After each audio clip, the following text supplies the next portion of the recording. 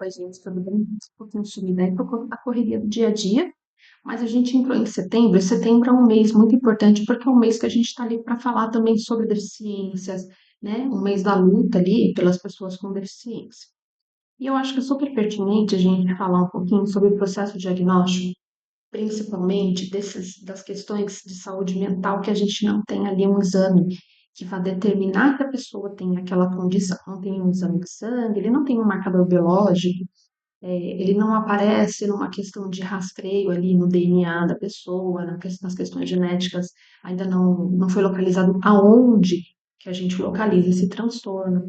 Também não vão aparecer em exames de imagem, né? Porque não tem ali uma condição específica para a gente localizar o que pode indicar que aquela pessoa tem aquela condição, tá?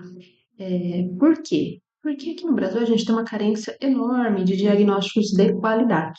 Isso é fato, né? Então a gente tem uma questão muito séria relacionada a diagnósticos na infância, ali, de questões de saúde mental, que a gente não consegue identificar em exames. Não vou entrar no mérito do diagnóstico de jovens e adultos, tá? Porque a gente tem uma grande quantidade aí dessas pessoas sem diagnóstico justamente porque a gente não tem uma qualidade no diagnóstico na infância. Então vamos entender aqui qual que é o processo diagnóstico. Eu estou fazendo isso sem um roteiro, sem uma colinha, sem nada, então se faltar algum ponto, vocês me perdoem. Mas acho que é importante a gente ter a noção de como é feito esse diagnóstico, tá? Então, dentro dessas condições de saúde mental, a gente pode colocar deficiência intelectual, autismo, TDAH. Alguns não são considerados legalmente como deficiência, mas a gente coloca ali na questão de saúde mental, tá bom? O TOD, a superdotação, e tantos outros transtornos do neurodesenvolvimento que não aparecem. A gente pode colocar aqui, inclusive, os transtornos da aprendizagem, dislexia, descalculia, desortografia, né? A gente pode colocar o transtorno de linguagem e tantos outros, que não tem exame, gente. Não tem exame para esse campo, né? A gente não conseguiu ainda identificar aonde e como a gente pode pegar isso num exame. Então, como é que é feito o diagnóstico, né? A primeira coisa que a gente precisa entender é que é um processo para a gente chegar no diagnóstico. Porque a gente tem uma questão genética, sim, que a gente vai carregando, que a gente já nasce com essas condições, aqui a gente não vai adquirir isso ao longo da vida.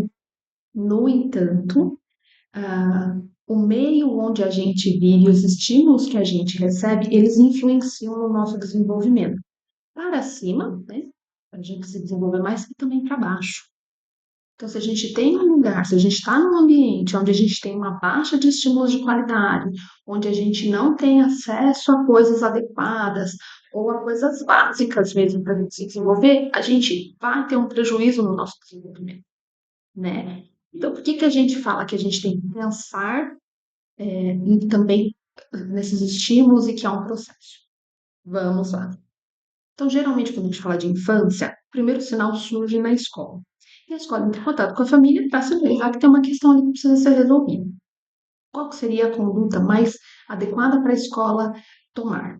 Primeira coisa a gente precisa pensar no papel do psicopedagogo, do neuropsicopedagogo e de pessoas especializadas ali da educação especial.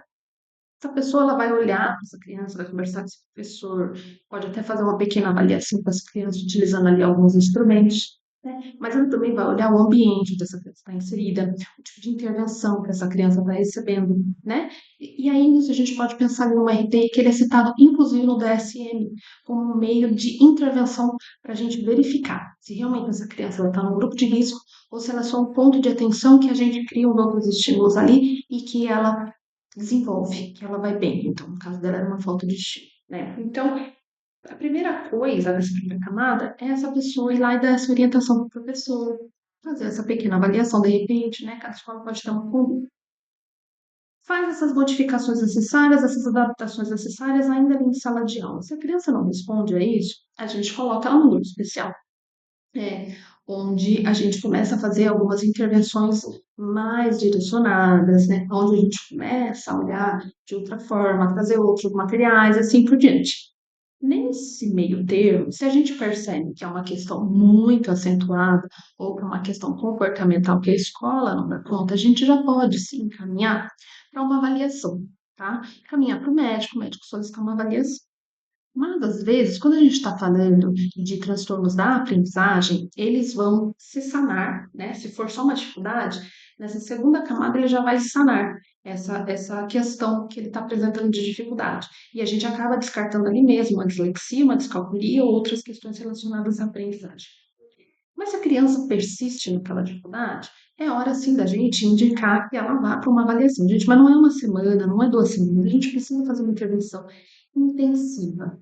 3, 5 vezes por semana, mais uma horinha, em grupo específico, com professor especializado, com outro material, olhando para aquele ponto. E aqui a gente não está falando nem de reforço, a gente não está falando de recuperação, tá? Essa segunda camada não é reforço, não é recuperação. Por quê, gente? Porque a gente está olhando para o indivíduo em grupos muito pequenininhos, com dificuldades muito semelhantes, né? Onde a gente vai ter um outro professor aplicando, olhando para as dificuldades. Então, às vezes, o aluno ele não está tão no ponto, por exemplo, de somar, mas, na verdade, ele ainda não adquiriu os conceitos de base ali, de número e quantidade. Como que ele vai somar? Né? Então, esse professor, essa pessoa, ela vai estar olhando para essas dificuldades, ela vai estar olhando para trás ou ela vai estar olhando para frente. Onde que está o ponto de atenção dessa criança? E vai estar trabalhando em cima disso, certo? Até que ela chegue num ponto onde ele fala, ok, ela já está dentro do esperado, ela pode ir, ou então não. Ela não responde aos estímulos. A gente precisa de uma avaliação externa, né? E isso vai valer para várias coisas. A gente precisa observar e fazer intervenção antes de mandar para uma avaliação externa, dentro da escola. Né? A gente modifica o ambiente, a gente modifica as atividades, a gente traz mais coisas, a criança não fala, por que que não fala? Né? E assim por diante.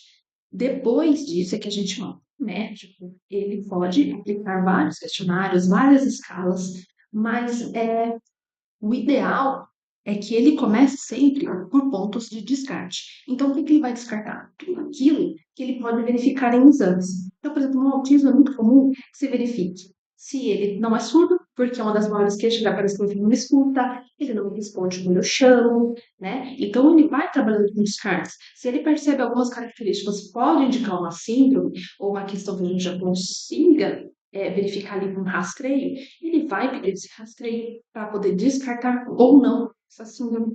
E ele vai trabalhando primeiro com esses descartes, né? Vai pedir eletroencefalograma, vai pedir uma série de exames. E vai pedir também, junto, uma avaliação multidisciplinar. E o que é essa avaliação multidisciplinar? Essa criança vai passar por uma avaliação com profissionais clínicos, não médicos, fonoaudiólogos, psicólogos, pedagogos, né? Muitas vezes o terapeuta ocupacional, que vão avaliar essa criança com estímulos muito específicos que só eles podem usar e aplicar e sabem como fazer. E aí, a partir dessas respostas, tanto do descarte de outras questões podem ser verificadas em exames, quanto com os resultados dos testes e das avaliações clínicas, o médico ele junta tudo isso e então ele fecha um diagnóstico, tá? É muito complexo fechar um diagnóstico. Tem diagnósticos que se fecham ali em 4 meses, em 6 meses. E às vezes a gente tem diagnósticos que eles levam mais tempo para a gente entender, né? Mas o grande X da questão é não fechar um diagnóstico errado, porque ele é tão prejudicial quanto não fechar um diagnóstico. No entanto, quando a gente está fazendo essa avaliação, a gente também já tem que estar promovendo o desenvolvimento dessa criança, promovendo intervenções para que ela continue se desenvolvendo. Então, gente, para a escola fornecer atendimento especializado, para o plano poder liberar ali um atendimento também especializado em clínicas próprias para a infância, para questões de transtornos e deficiências, não é necessário ter o diagnóstico fechado, tá? Então, não existe essa pressa desesperada. A não ser que realmente todos os exames e todas as avaliações indiquem que realmente a criança tem aquela deficiência ou aquele transtorno, o ideal é que a gente não feche esse diagnóstico assim de uma maneira tão rápida, em 1, 2 consultas. O médico olhou meia hora para a criança e já fechou um diagnóstico.